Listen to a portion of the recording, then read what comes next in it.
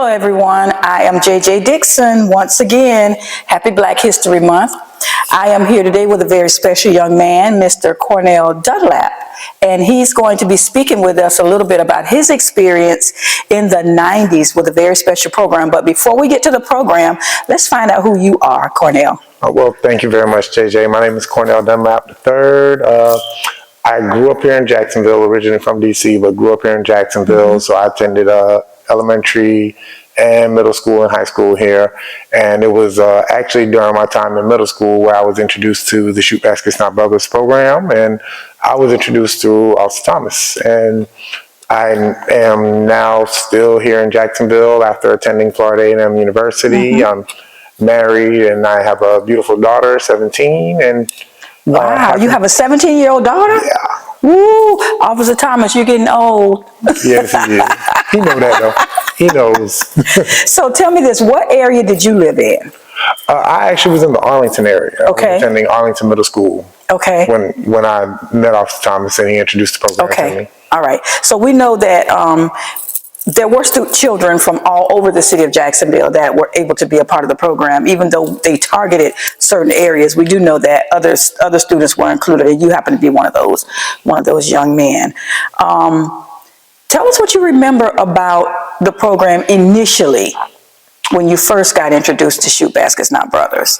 Initially, I mean, it was almost described like a camp, you know, and camp is not, in the 90s, camp wasn't a big thing for black kids. So it was like, really? So now I gotta, you know, sit in a room with a bunch of random kids. And it wasn't like, you know, it just, you jumped at the opportunity until they explained it. And they really explained what it was about, what it was for, and some of the fun things that we were able to do, which was great. Obviously, the interactions were good. There were a couple of lifelong friends made.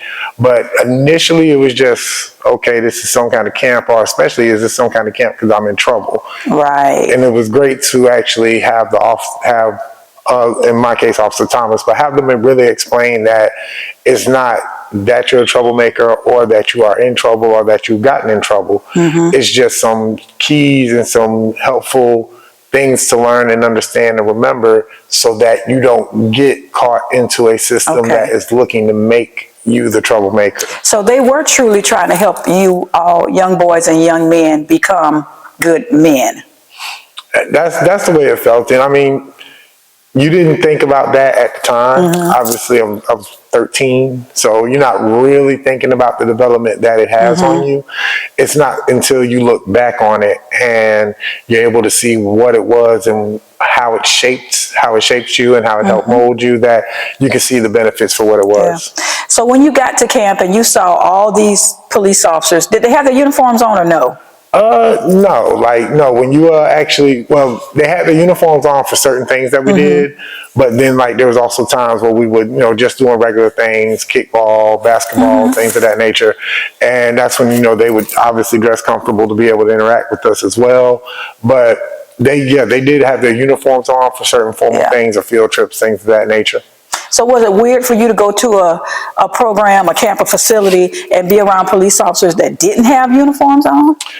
It was weird. It was weird being around that many police officers, period, at first. Right. And I think that was probably one of the higher positives that you got out of the program, because you were around police officers, but there was a police officer that recruited you into the program that you got to know, and as you got to know him and the other police officers, there was a level of understanding that you didn't get before. It's like, okay, there are officers that care. It's not there are officers that are here to interact, and you learn who they are as a person outside of just seeing, especially for the time I grew up, seeing a police officer and thinking, oh no, he's just trying to put you in jail. Right. So it was a nice thing to learn. It was a nice thing to learn. Yeah. So, and that's one of the things that I think is very important to programs like this, is that you get an opportunity to realize that not all policemen are just out to put people in jail. That was definitely one of the immediate things that I learned from being in the program was that, okay, it's actually all right to not be afraid when you see a police officer. Something that even to this day, there's not a full understanding that there is a divide in that. As a young black man growing up, that's all you end up seeing. That's all you end up knowing. So getting to know these officers on a personal level, interacting with them, getting to see that they're actually here because they care. They actually take the jobs because they care. Yeah. And not just to round every black kid up. That was actually, it was refreshing. It allowed you to feel safe with the police officer. Did you know at the time that some of the police officers that were coming up there to work with you all were not being paid? No, we had no. I mean, as a kid, you assume anything an adult does when it's in a program capacity, you assume that it's, that, this is part of your paycheck. This is just part of your job or what you do. That's one of the things that you didn't learn until way later, the amount of time and energy they put into us and to not get paid for it. Yeah.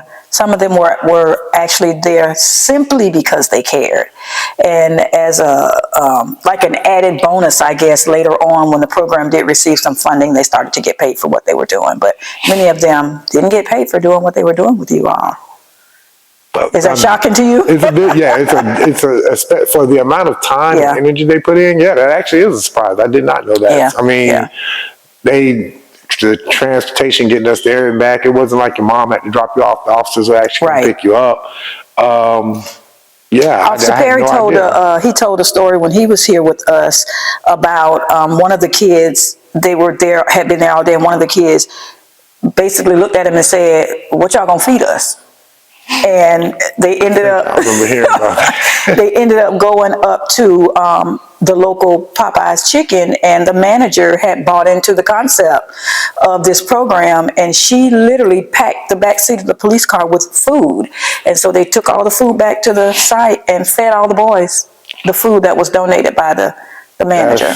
That's very much appreciated. I think that might have been the first year of the program. By the time I came in, I think they had some kind of lunches set up for us. I mean, it was just nice to be able to, not have to worry about that kind of thing, especially throughout the summer. That you went to the program, they took care of everything, and they actually made sure they made it a good time while being able to, instill some wisdom on us as well. So I saw a little clip of something about some job skills. Did you tell me what they taught you about how to apply for a job and all that kind of stuff? Do you remember? Not so much the applying for the job, more so just how you would want to interact. And it was never said to not interact like you're black, just interact like you're educated. And believe it or not, that goes along with being black. There's not a one or the other. And that was nothing to be ashamed of. And that was a nice thing to, back in the 90s, you wanted to be cool, so you had to fit in whatever the mode is of being cool.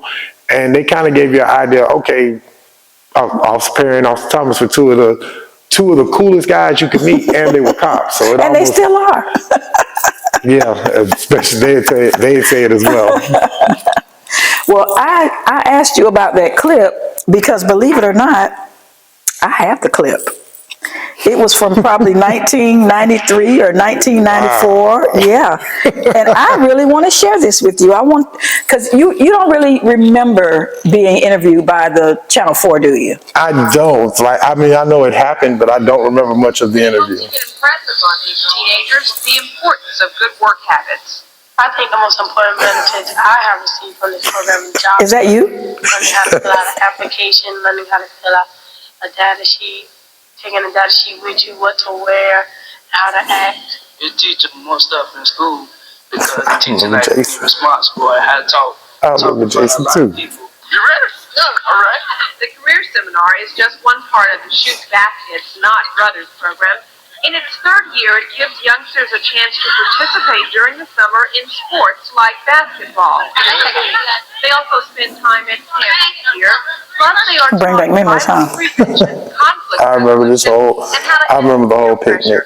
It's all an effort to cut down on the number of young African American males Not done yet. dead or in jail. 50 children were officially signed up for the program this summer when it began in June. But volunteers say sometimes as many as 100 showed up for different events. Basically, to give the kids something to do during the summer if they're not at some school or working. And a lot of them hang around on the street, so we try to fill that void for them. I would like to see it change a lot of kids' lives in stop most of this violence that's going on in Jacksonville and around America. The program officially ends tomorrow. Boy, you sounded my like you were already a college grad. Well, they definitely was part of what steered my direction on that. Oh my So, gosh. did you know that you were going to be the spokesperson that day for the program when the news showed up? Absolutely not. There was no coaching involved on that one. That was a surprisingly very articulate me at 13. Absolutely. I was like, who is this old young boy here just doing this talking? Because, I mean, you were extremely articulate.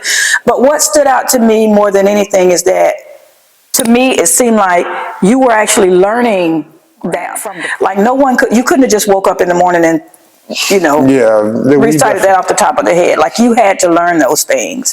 And so it let me know that there was something going on there. Yeah, it was substantive. We had our classroom time. We had a lot of downtime. We had a lot of fun time, but we definitely had a lot of classroom time.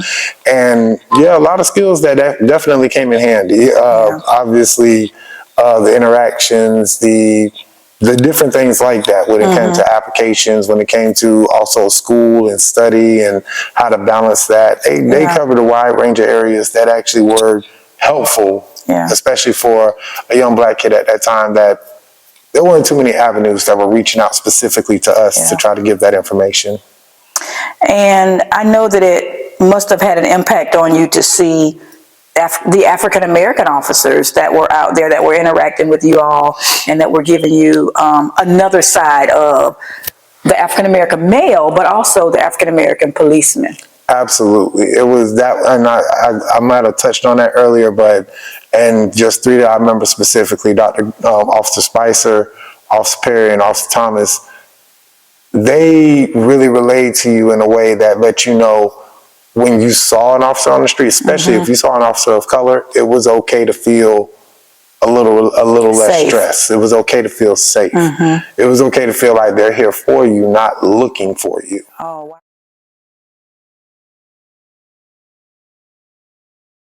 Oh, wow. And I like that. That was something that before then I wouldn't have known, and had it not been for the program, I wouldn't have known. And I mean, it's obviously something that's still problematic today, but at least you know that for every bad apple, there are a lot of good ones out there. Absolutely. And speaking of that, let's just make a little side note that there are bad apples in every profession. So this whole notion that, you know, all police officers are bad, or they're all doing, you know, it would be just like saying all doctors or all attorneys or all whoever. So we you know, we recognize that, but we want to highlight that there are way more positive ones than not. And it's cyclical. It passes down because as I became an adult, because of the experience I had in the program, like I went to Florida A&M University and HBCU. I was there in the early 2000s. I remember the protesting that we did for different events and things of that nature, and to be able to speak to other men in school with me and be able to say, you don't have to look at every officer like that. You feel like you got that from the program? Like that's why you were, wow, that's amazing. That is, had it not been for that program, I would have had the same jaded outlook that every black kid coming up in the 90s would have had. Wow. So it was nice. It was nice. It was just nice to know that there was a person that you could call on as a role model who also had that level of cachet, being a police officer. Yeah. That you could ask for advice from, and that had dealt with situations, and know that you weren't just going to get a by the book answer, that you got what you felt like a real life answer and real life advice, real fatherly, or, you know, like you would say, just a godfather, a person who, that uncle, that friend of your family, that adult that looks out for you, but then he can also see it from a police perspective and relay it in a way that really made you know that it wasn't what it seemed. Yeah.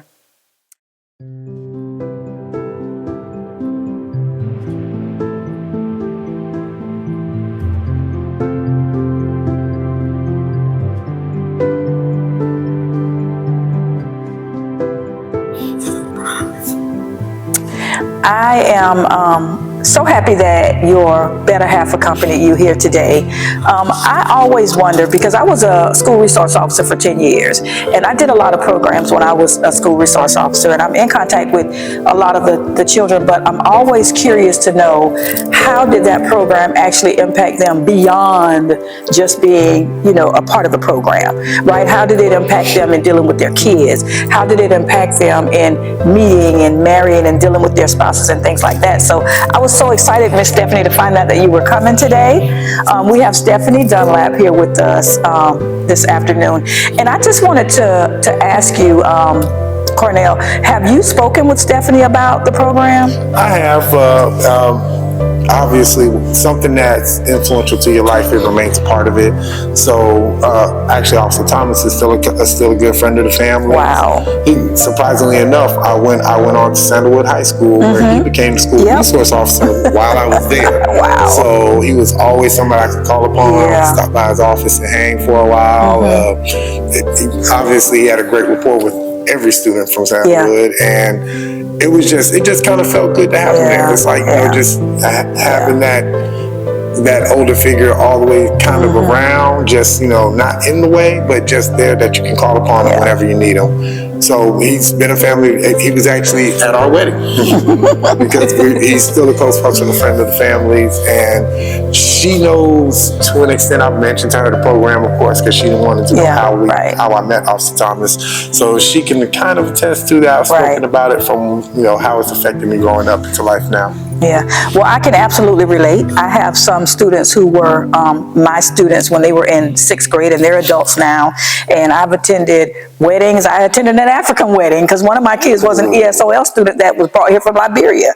So I attended her African wedding. As a matter of fact, a couple of months ago, she brought her 3 children and her husband from Atlanta to Jacksonville to meet me. So I can totally relate to that. And it's a great feeling, to know that you've had that kind of an impact on someone's life. So hats off to Officer Thomas for all the good work that he has done and continues to do with the kids.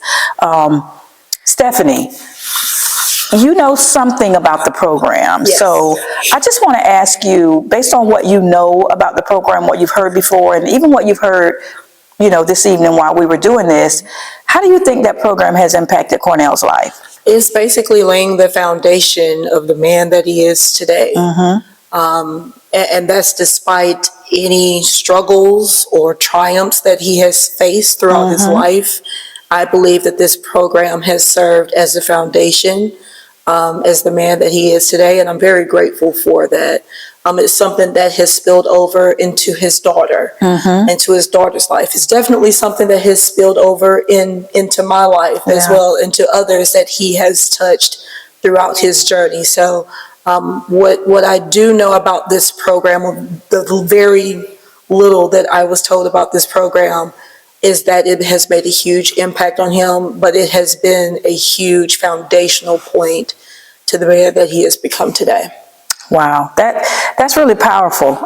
That is the reason why I can say officers here in our city. I don't know about all the other programs, but that is the reason why we've all done what we've done over the years, is because we just really want to help to produce productive citizens in our society. And so congratulations on all of your accomplishments. Congratulations on your wedding with your beautiful wife, and congratulations on your daughter, and just all of the good things that you have been able to do with your life, and all the good things that you will continue to do, because I know that you will.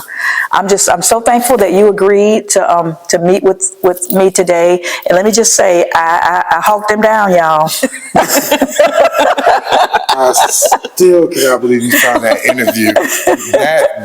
Wow. That was the best thing all day. Yeah. When Stephanie saw the interview, she was blown away, just like I was when I first saw it. So hats off to Officer Thomas for holding on to all those VHS tapes from back in the day. He would have that. Yeah, he would have that. But it was, I wouldn't change it for the world. I know it definitely laid a lot to the man that I am now. Just seeing a lot of men of integrity, seeing a lot of men that had that level of integrity and fortitude about themselves.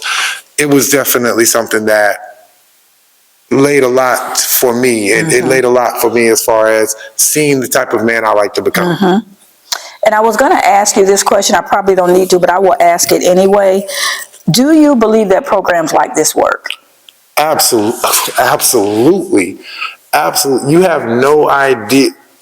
You have no idea how many young men out there, and especially today, even now, we didn't have the social media technology to see good officers as well as bad the way they have it now. Yeah. But to get there and actually speak to someone one-on-one, to see how they interact on a daily basis, to actually see them and see that they hold that standard that you would want someone to hold, and to know they look like you and can command that level of respect, it's something that it's life-changing. Wow. And to add to that, I think the representation piece is what matters to our community. And I think that's something that's integral even today, especially with how our world is set up right now. I think that a program is much more important now than ever before. If nothing else, that representation, having an officer that looks just like you. Yes. That can serve as a father figure to a lot of men who may not have that in their lives. And I know that with my husband, he had a wonderful father, but Officer Thomas also kind of served as a father figure piece for him. Absolutely. So just to piggyback off of my husband, these programs are desperately needed, not only to lay that foundation for young Black men, but also just seeing that representation that we don't get to see that often in our community. Yeah. I'm so glad that you all said that, because I read study after study after study that say programs do not work. So that's why I wanted to hear it from the horse's mouth. And maybe it was because that was then and this is now. But I believe if we could do it then, we surely can do it now. With all of the, like you say, the technology, the funding, you know, the knowledge, we can do it now. We can do it now. So I'm just so glad to hear your perspective from way back then, and how it has molded and shaped you up until now. And so once again, I just want to say thank you so much for coming today and for sharing with us. If there's any last words that you want to have. I just wanted to say thank you again for having me. Thank you for putting this together. Yeah. Like it was a nice trip down a memory lane, but an important memory and something that is integral still. Absolutely. If I know you have ways of measuring the success of programs like these, but a 5-year measurement doesn't tell you anything. Talk to someone who, like myself, who 20 plus years later, as a full-grown adult, member of Phi Beta Sigma fraternity, doing work in the community, interacting, of course, just on my own personal level and with our church in the community. Yeah. Where do you give a kid, especially a young Black kid, and even in today's world, and especially the world back then, where do you give them that kind of motivation to see what these officers did? It's definitely what would be the probably most pivotal thing to where I am and who I am now. Wow. So beautiful. That I just call it a testimony. It's so beautiful. And so once again, thank you. And I wish you both nothing but success, love, peace. And you got to keep in contact and let us know when your daughter graduates and all of those kind of things, because now I feel like I'm family. Absolutely. We'll be happy to keep you on that, especially if you mind pitching in for a graduation gift, because you know. You know, that's one thing we police officers learn early on. If you're going to invite, you got to bring a gift. All right. Well, thank you all again so much, and hopefully we'll see you soon.